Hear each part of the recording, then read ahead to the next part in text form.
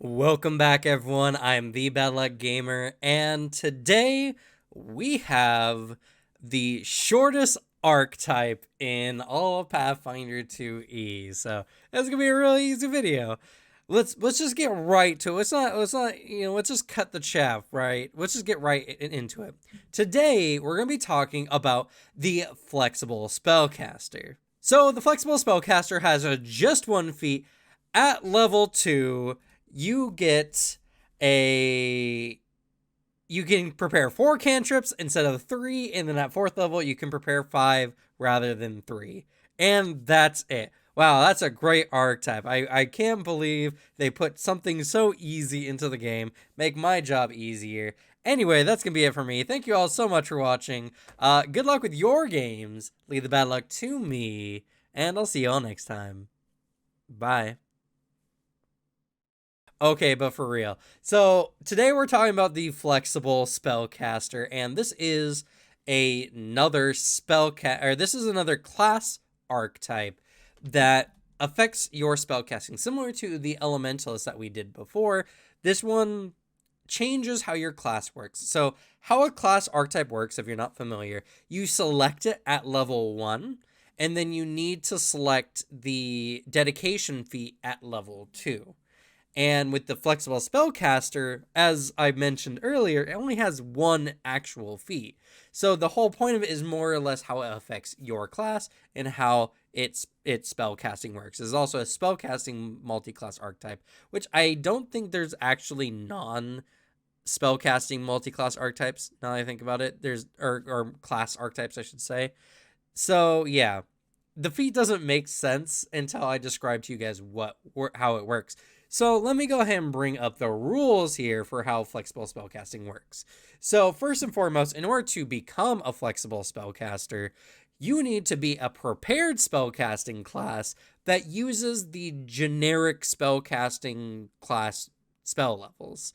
And what I mean by that is you can't be like a magus, who is technically a prepared spellcaster, as and this is very weirdly written, and I think this is very poorly done. I think this needs to be rewritten, but the prerequisite is you must have a class such as clerics, druids, witches, or wizards that prepares spells in spell slots using the same number of prepared spells per day. The qualifier is supposed to be the same number of prepared spells per day. What does that mean? Does that mean that you prepare slots in a number of same prepared spells? It doesn't make sense. What they're trying to say is you need to use the generic spellcaster prepared number of spell slots. And what I mean by that is, I'll pull up the table here. This is the standard one for like a wizard, a druid, whatever. They're all the same. You get, 2 at level 1 and then a third at level 2. And as you go up every even level, you would gain an additional spell slot at your current highest spell level. And here's the flexible one I might as well talk about now. And this is how it works. So back to the rules. More or less what this archetype is about is you're sacrificing spell slots in order to have flexibility in your spellcasting. Normally, when you're a prepared spellcaster, you need to prepare a certain number of each specific spell based on the total number of spell slots you have using, whatever spells you have available to you. So what this means is if you have 2 or let's say 3 first level spells, you could say put 3 fear spells or a fear spell and a true strike.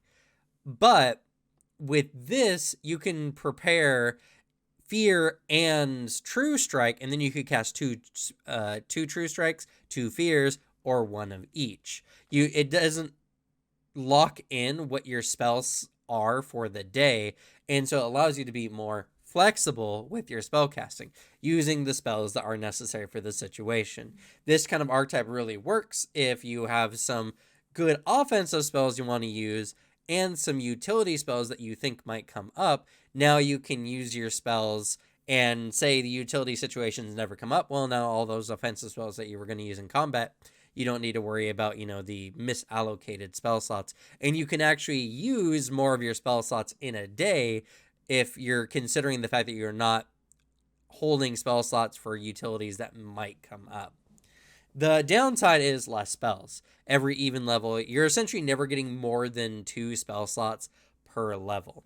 You also reduce the numbers of cantrips you can cast at the beginning of the day by 2.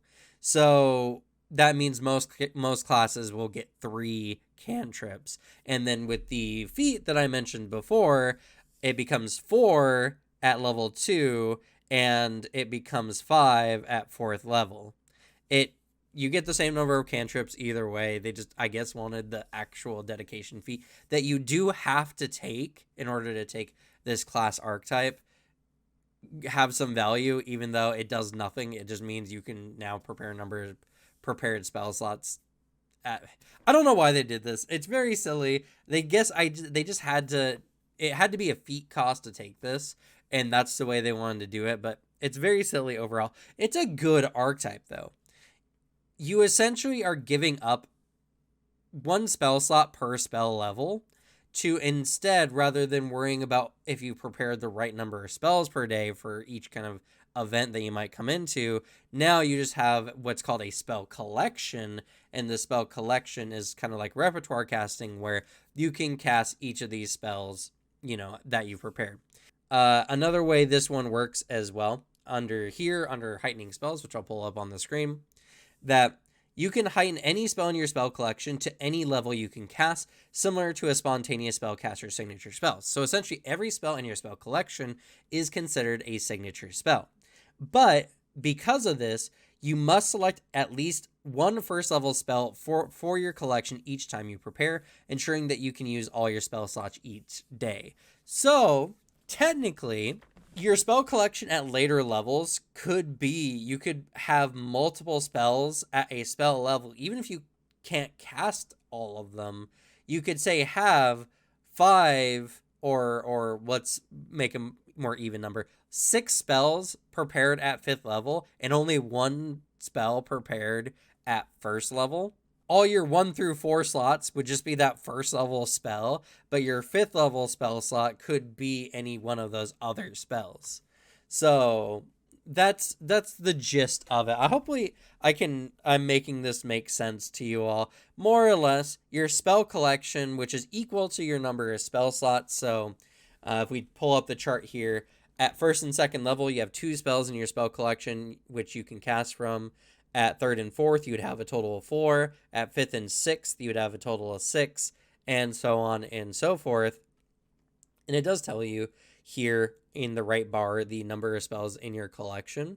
And as long as you have a 1st level spell that can heighten to all spell levels above it, it doesn't matter what level of spells you are preparing in your spell collection, as long as you have a 1st level spell that can heighten to every spell level after it. So it allows you to have a spell list that can be very unique and that can prepare you to do a variety of things, be very flexible in a lot of ways. But you are expending extra spell slots to do this, so you're getting less spells overall. But I would say normally it's going to be about the same as if you weren't a flexible spellcaster, because if you're a normal prepare caster, you might be preparing utility spells that you probably won't use in that day, which are losing you spell slots in this day. So the spells that you would be expending to be a flexible spellcaster honestly kind of make the difference. The only real difference is the flexibility of, say, having more utility spells or not.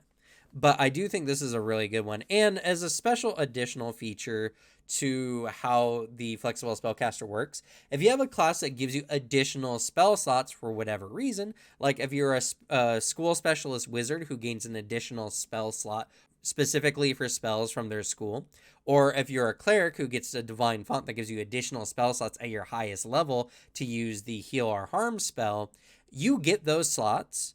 They are not affected by the flexible spell casting, and they don't count towards your collection. So if you have a healing font, for instance, your heal spell does not count toward your total number of spells in your collection, but your font slots are only for your heal as per normal. And if you wanted to use heal in your spell collection with your other spell slots, you would need to prepare heal in your collection as well as your, divine font. And if you're a specialist wizard, you get your specialty slot, which you can put only your school's spell in, and that spell is not added to your spell collection. So if you wanted to cast it any more than that one slot per spell level gives you, you have to go and add it to your spell collection as well. This is more of the traditional like 5e style of spell casting, where you just prepare a certain number of spells that you can use your spell slots for, which is a style that most people prefer, which makes flexible spell casting really good for some people. I don't have a problem with it. Personally, I like preparing my spell slots. I feel like I have a pretty good gist of the kind of things I want to do, and I like having the utility and the foresight to kind of prepare ahead of time. But this is just a good quality of life for people who do prefer having a little bit more flexibility and hate kind of micromanaging their spell slots. And I think I mentioned this earlier, but I want to reiterate, this does not work for Magus or any other future classes that have like bounded spell casting. You need to have the traditional spell, or spell slots, as I showed earlier with like the wizard and the cleric spell, spells per day, that fit into how flexible spellcasting works. So Magus does not work. This was confirmed at PaizoCon, like when Secrets of Magic came out, and as well, the wording same number of prepared spells per day is supposed to allude to that normal like spellcasting table. So hopefully I made this work for you all. Hopefully you understand. And before I forget, there's some additional rules as well. I was scrolling just to make sure. So whenever you have a class feature that mentions prepare your prepared spells or the like, you can just change the rules to reflect to your spell collection rather than your prepared spells. Now, there are feats that are restricted due to this, and I'll pull up the list here of disallowed feats. And essentially, you can't use feats that manipulate spell slots specifically. You can only use feats that affect your spellcasting in other ways, but if they affect spell slots, like for instance, Rite of Convocation allows you, it's a witch feat, and it allows you to spend 10 minutes to replace one of your spell slots with a summoning type spell. You cannot do that in the spell list. So you either have to have the summoning spell in your collection, or you're just not able to use this feat to add it to your collection later because of how the spell slots work. And that's about it. This one is a little bit more advanced, but what it's supposed to do is make your life easier. Now, no longer do you need to slot each of your spells specifically. You can just have a collection of spells that you can use in a day. If you played D&D 5e, this is very similar to how spells work in that system. And you just have to pay an extra spell per level, and of course you lose some access to some feats. But overall, Flexible Spellcaster is really good. I think this is really good for people who just want to get the most out of their spell slots, want to do a lot of casting in a day. I think one of the optimal ways is to prepare offensive spells and utility spells, kind of like one of each per spell level, so that you can choose, oh, it's mostly a combat day, I just use all my spells for combat, or utility spells available when you need to. And because all the spells can be heightened similarly to signature spells, it really does make it flexible for how you're doing spell casting. So if you're not into micromanaging each of your spell slots individually, I think flexible spell casting is going to be the one for you. But that's going to be it for me. This probably isn't the actual shortest archetype, despite it only having one feat, because it needed so much explanation. But hopefully I got across to you all how it works. If you have any questions, please go ahead, feel free to let me know in the comments down below. But that's gonna be it for me. Thank you all so much for watching. Good luck with your games. Leave the bad luck to me, and I'll see you all next time, this time for real. Bye bye.